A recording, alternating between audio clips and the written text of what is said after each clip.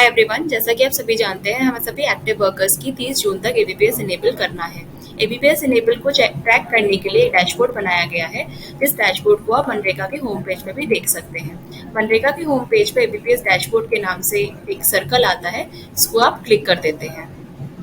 Click करने के बाद आप देखेंगे कि एक ऐसा पेज खुल जाता है। इस पेज में आपको नेशनल, स्टेट, डिस्ट्रिक्ट, ब्लॉक सबके बारे में पता चलता है। ये डैशबोर्ड आपका लास्ट अपडेटेड ऑन की डेट भी देता है और टोटल एक्टिव वर्कर्स और कितने वर्कर्स की अभी एबीपीएस इनेबलमेंट नहीं हुआ है वो भी बताता है।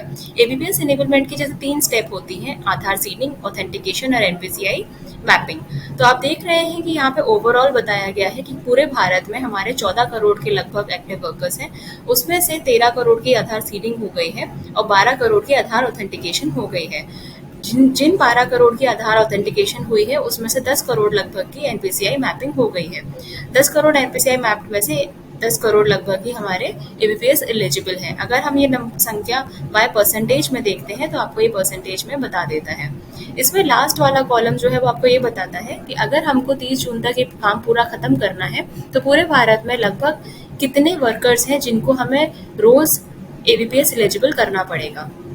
जो ये संख्याएं आपको ओवरऑल में ऊपर दी गई हैं वही संख्या आपको स्टेट वाइज भी दी गई है कि किस स्टेट में क्या चल रहा है, किस स्टेट में कितने एक्टिव वर्कर्स हैं, कितने उसमें से सीडिंग हो गई है, कितनों की ऑथेंटिकेशन हो गई है, किनकी एनपीसीआई मैपिंग हो चुकी है और कितने परसेंटेज हमारे एबीपीएस एलिजिबल हैं। जो हमें कॉलम सबसे ज़्यादा रोज ट्रैकिंग करनी चाहिए जिस कॉलम की, वो हमारा ये वाला कॉलम है, 5वां column, ABPS eligible percentage out of active workers. इसको आप नंबर्स में भी देख सकते हैं। जैसे हमारा ABPS eligible out of active workers हमारी संख्या आ गई।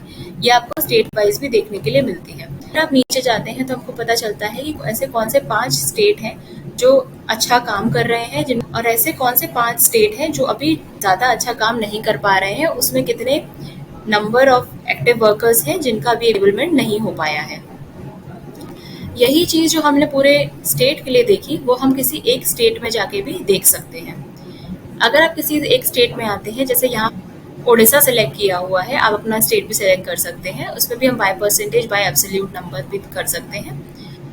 ओडिशा में हमारे 74 लाख एक्टिव वर्कर्स हैं। उसमें से हम देख रहे हैं कि 74.1% का ही अभी एबीपीएस इनेबलमेंट हुआ है।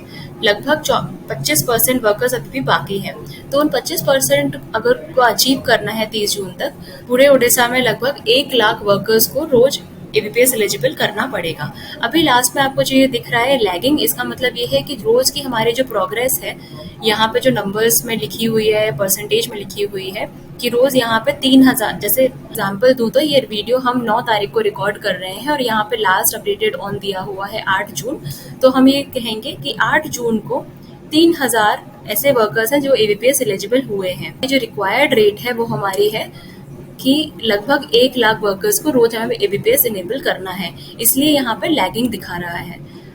आप यहाँ पे सारे ओडिशा के जितने भी डिस्ट्रिक्ट हैं आप उनके लिए देख सकते हैं। उसको अपने 100% एक्टिव वर्कर्स के लिए एबीपीएस एलिजिबल करना है 30 जून तक, तो उसको कितने वर्कर्स को रोज एबीपीएस एलिजिबल करना पड़ेगा। इसमें अगर हम डिस्ट्रिक्ट में जाते हैं, आप यहाँ पे स्टेट सेलेक्ट कर लेते हैं। जैसे मैंने यहाँ बिहार किया हुआ है आपको समझाने के लिए, और यहाँ पे बिहार में हम कोई भी डिस्ट्रिक्ट सेलेक्ट कर सकते हैं, ऐसे बेगूसराय। तो अब हम देखेंगे बेगूसराय की ब्लॉक नीचे आ गए। 30 जून तक अगर मैं 100% वर्कर्स को एबीपीएस एलिजिबल करना है बेगूसराय जिले में, तो हमको 3000 वर्कर्स की रोज एबीपीएस एलिजिबल करना पड़ेगा। इसमें आप सारे ब्लॉक्स को देख सकते हैं कि हर ब्लॉक में आपको कितना प्रतिदिन काम करना पड़ेगा। ये चीज़ हम किसी ब्लॉक में भी देख सकते हैं। इस बखतपुर ब्लॉक में 62,000 लगभग एक्टिव वर्कर्स हैं। उसमें से 88% की अभी एबीपीएस एलिजिबल हो गई है। इनको 12% और काम करना है, मतलब इनको 7000 इनके ऐसे वर्कर्स हैं, 7103, जिनका भी एबीपीएस एलिजिबल इनको करना है। और ये अचीव करने के लिए इनको रोज 300 लगभग वर्कर्स को एबीपीएस एलिजिबल करना पड़ेगा। इसमें अगर हम कोई एक ग्राम पंचायत लेते हैं, वो है मेरी लखासर। लखासर में मुझे रोज 10 वर्कर्स की एबीपीएस एलिजिबल करनी पड़ेगी, और बीजा उसमें मुझे रोज़ 11 वर्कर्स की एबीपीएस एलिजिबल करना पड़ेगा अगर मुझे टाइमलाइन को मीट करना है। तो इसी प्रकार से आप नेशनल, स्टेट, डिस्ट्रिक्ट, ब्लॉक, आप जहाँ पे भी बैठे हुए हैं, अपना एबीपीएस का जो भी स्टेटस है और आपको रोज़ कितना काम करना है टाइमलाइन को मीट करने के लिए, वो आपको दिख जाएगा। Thank you. नरेगा सॉफ्ट में एबीपीएस इनेबलमेंट कैसे कर सकते हैं और जुड़ी हुई सारी समस्याओं का समाधान कैसे कर सकते हैं, उसके लिए वीडियोस बनाई जा रही हैं। ये वीडियोस आप जीपी लॉगिन में D27 में देख सकते हैं, आधार वीडियोस ट्यूटोरियल। पीओ लॉगिन में ये आपको D40 में मिलता है, आधार वीडियोस ट्यूटोरियल, और डीपीसी लॉगिन में ये आपको मिलता है D30 में, आधार वीडियोस ट्यूटोरियल। इसको आप जब क्लिक करते हैं तो आपको ये पॉपअप आ जाता है, जिसको आप ओके कर देते हैं। ओके करने के बाद ये वीडियो ओपन हो जाती है। इसको आप सब्सक्राइब भी कर सकते हैं आगे की लेटेस्ट वीडियोस देखने के लिए।